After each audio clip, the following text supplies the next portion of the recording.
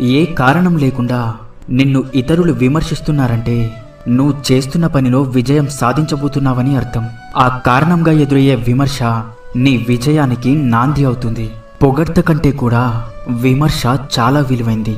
కళ్ళకు కమ్మిన దర్శపు పొరల్ని తొలగించి మన లోపాల్ని తెలుసుకునే అవకాశం కల్పిస్తుంది.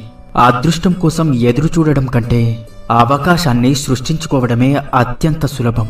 విలువ కోసం విలువలేని చోట ప్రయత్నించడం ఉన్న విలువను పోగొట్టుకోవడమే అవుతుంది. విలువ అనేది తెలుసుకోలేని వ్యక్తి దాన్ని ఎప్పటికీ సంపాదించలేడు. సంపాదించినా నిలబెట్టుకోలేడు. అది స్నేహమైనా, ప్రేమైనా, లేక డబ్బైనా, ఏదైనా సరే కష్టపడి సాధించుకున్న వ్యక్తి దానిని వృధా చేయలేడు. ఎదుటివారి ఆలోచనల్ని గౌరవించకపోయినా పర్వాలేదు, అపహాస్యం మాత్రం చేయకండి.